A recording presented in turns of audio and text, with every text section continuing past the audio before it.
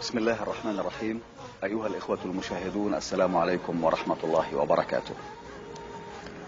تستعيد البلاد هذا اليوم ذكرى حدث عظيم في تاريخها الحافل، كان له ما بعده في مجريات الأحداث في منطقتنا وفي العالم الإسلامي وفي العالم كله من ثم. أيها الإخوة، إذ نحتفل باليوم الوطني للمملكة، فإنما نستعيد على الفور ملحمة من ملاحم البطولة والإيمان في هذا العصر، وهي قصة جهاد المغفور له جلالة الملك عبد العزيز آل سعود. أعزائي المواطنين والمواطنات، اليوم الوطني ما في مدرسة، إجازة، سهر، لعب، كل شيء كان بالإجازة راح يكون بهاليوم.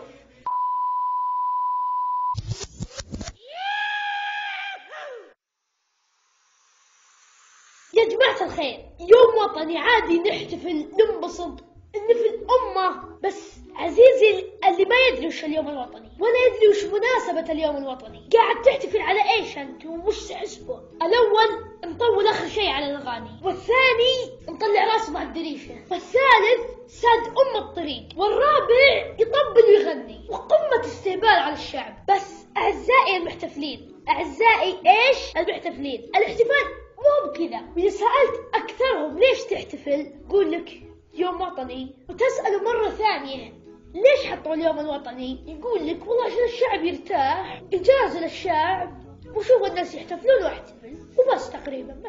يا جماعة ترى لازم ندري وش اليوم الوطني.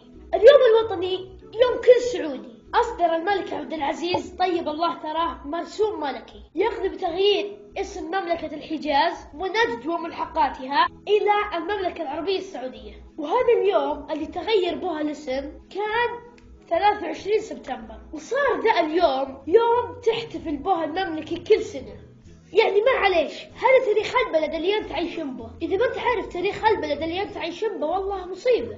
عزيزي المحتفل السعودي، ترى مو عالم وراهم اشغال وناس وراهم مواعيد ضروريه، واقف في ساد الطريق ليش؟ يا اخي تبي تحتفل احتفل، ما حد مسك. رحنا الاماكن المخصصه بهالاحتفال، الشوارع العامه والاماكن اللي يزدحمون بها الناس، ترى غلط.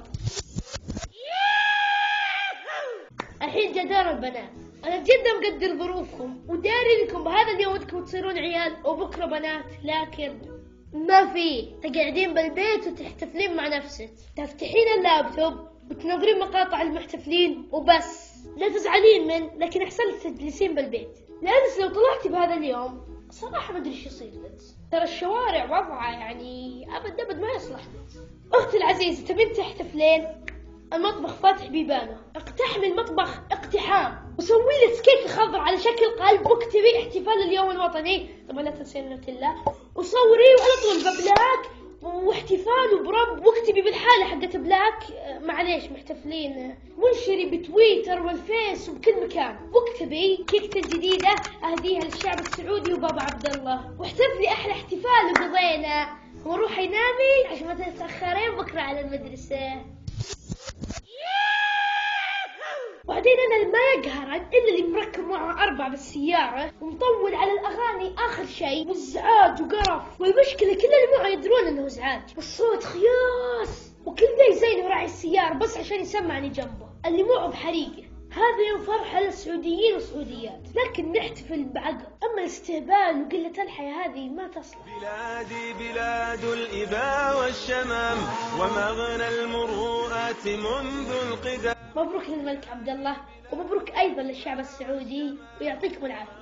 المروءات منذ القدام يعانق فيها السماح الهمام، وفيها تصون العهود الذمام، ستبقى بلادي منار الأمم لتمنع عنها دياجي الظلام، باسم المهيمن حامي العلام، وعزم السيوف وهدي القلم، وعزم السيوف وهدي القلم.